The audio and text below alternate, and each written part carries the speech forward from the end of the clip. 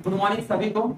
तो उसी प्रोसेस को जो हम लोग चालू किए थे, अर्थव्यवस्था क्या है, उसी प्रक्रिया को आगे बढ़ाते हुए हम दूसरे चरण में दूसरे पद में आ चुके हैं।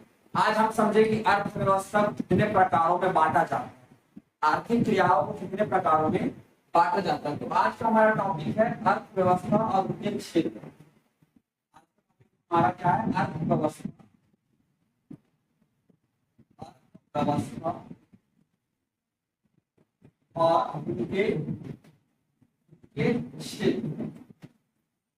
उनके क्षेत्र, अर्थव्यवस्था और उनके क्षेत्र के तहत आज हम समझेंगे कि अर्थव्यवस्था को कितने क्षेत्रों में भागा जाता, बांटा जाता है, क्षेत्र में हम वितरित करते हैं। तो ये समझने से पहले आप ये समझ लीजिए कि एक टर्म आता है जिसको बोलते हैं आर्थिक क्रियाएं। हम लोगों का पूरा मतलब होता है कि आर्थिक क्रियाएं। अब मानता है कि जिन्हें हम आर्थिक क्रियाएं, क्या सारे चीज जो क्रियाएं करते हैं सारे तो हम आर्थिक क्रियाएं बोलते हैं, या इनका कुछ विशेष अर्थ होता है? हम ये समझ, इकोनॉमिकल एक्टिविटी। हमें समझना पड़ेगा कि हम किसको आर्थिक क्रिया या इकोनॉमिकल एक्टिविटी बोलेंगे। तो ये नहीं है कि हम सारे क्रियाएं को आर्थिक क्रियाएं करेंगे, इनका एक पर्टिकुलर परिभाषित करना पड़ेगा कि किस क्रियाओं को अगर एक तो ऐसे समझ लीजिए, वो क्रियाएं जिससे सेवा मतलब सर्विस और गुड्स मतलब सामान या वस्तु का उत्पादन और उसका एक आर्थिक मूल्य हो, ऐसे क्रियाओं को हम क्या बोलते हैं? आर्थिक क्रियाएं। मैं अगेन कोई बात हो रहा हूं, ऐसी क्रियाएं जिससे सेवा और वस्तु का उत्पादन हो, इट मींस गुड्स और सर्विस का प्रोडक्शन हो और उनका एक आर्थिक मूल्य हो, ऐसी क्रियाएं को हम क्या बोलते हैं? आर्थिक क्रियाएं। क्या होगा? ऐसी क्रियाएं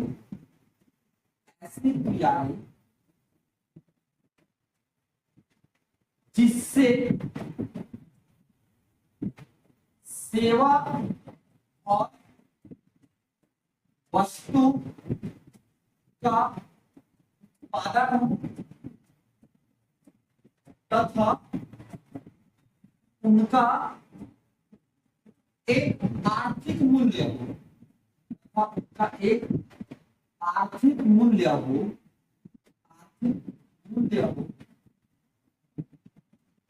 ऐसी क्रियाओं को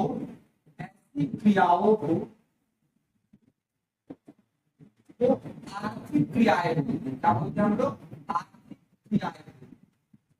आर्थिक क्रियाएं। अब इससे आप एक चीज समझ रहे होंगे कि यहाँ पे तीन चीज अंडरलाइन करने वाली बात। एक, सेवा और वस्तु का उत्पादन हो रहा है तथा उनका एक आर्थिक मूल्य करके निकल।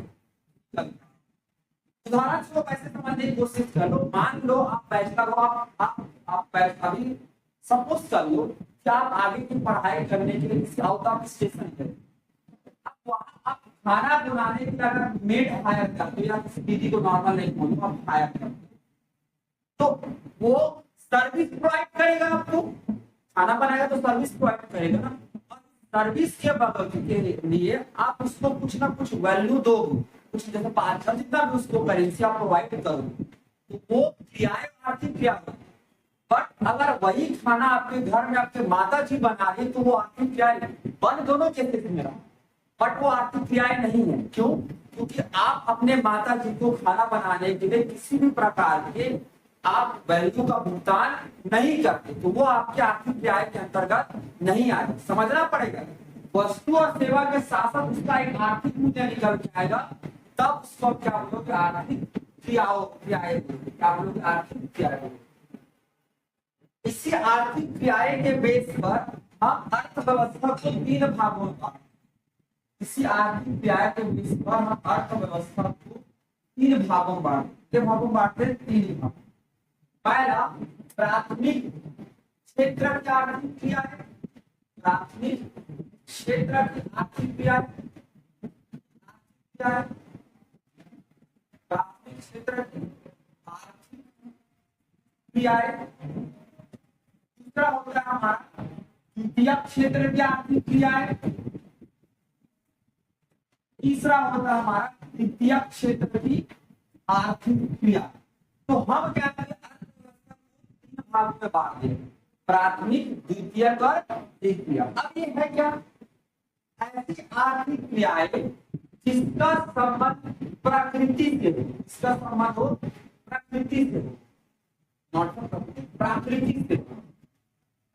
जैसे उदाहरण स्वरूप आप फसल का उत्पादन करते हो, एग्रीकल्चर आप करते हो, तो वहां देखते हो कि एग्रीकल्चर में प्रकृति का बहुत बड़ा योगदान है। बिना आप फर्टाइल लैंड, बिना आप लैंड के आप फसल उत्पादन कैसे कर पाओगे।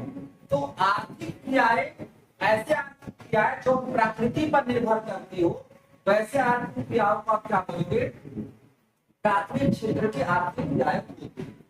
इसके उदाहरण स्वरूप होता है कृषि, प्राथमिक क्षेत्र की आर्थिक क्रियाएं, पशुपालन आपका प्राथमिक क्षेत्र की आर्थिक क्रियाएं।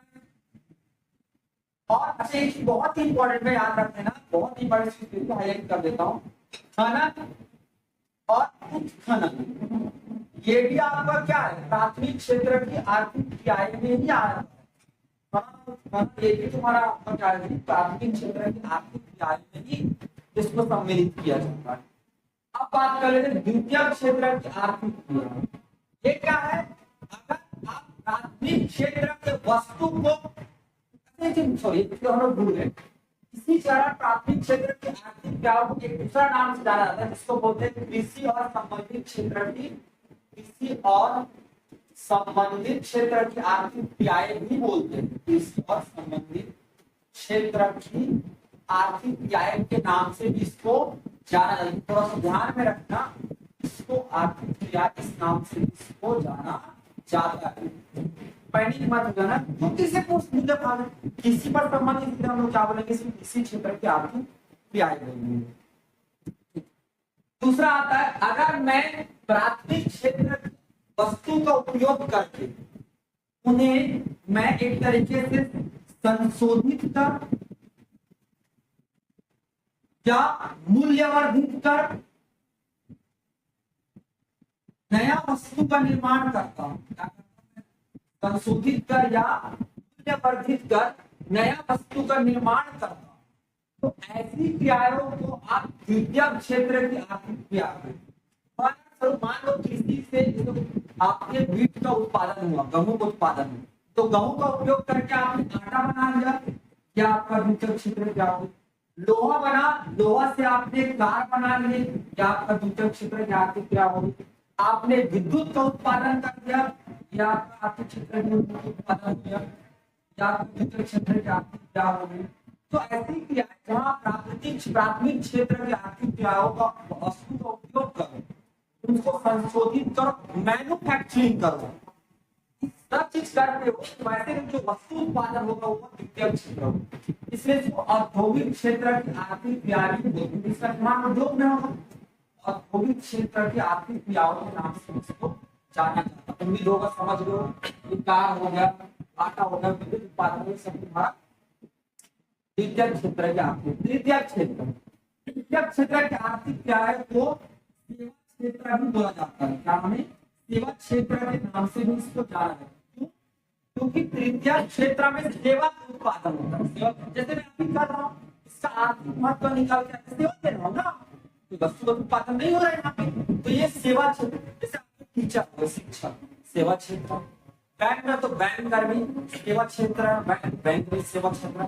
आप कार में कार ड्राइव करके आप यातायात सेवा क्षेत्र हो।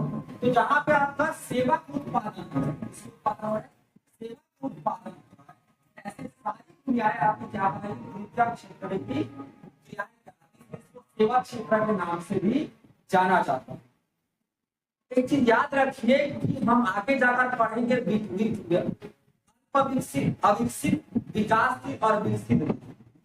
अविकसित, विकासशील और विकसित देश जब मैं पढ़ाऊंगा तो आप चीजें देखोगे कि जो देश अल्प विकसित है वो मुख्यतः प्राथमिक क्षेत्र पर निर्भर करता है, जो देश विकासशील है वो मुख्यतः द्वितीय क्षेत्र पर निर्भर करता है, और जो देश विकसित हो चुके हैं या विकसित होने की ओर लगभग अग्रसर है वहां पे आप तृतीय क्षेत्र की आर्थिक क्रियाएं देखोगे। जितने भी आपके यूरोपियन कंट्री वहां पे तृतीय क्षेत्र की आर्थिक क्रियाएं मुख्य आर्थिक क्रिया समझ आ रहा होगा।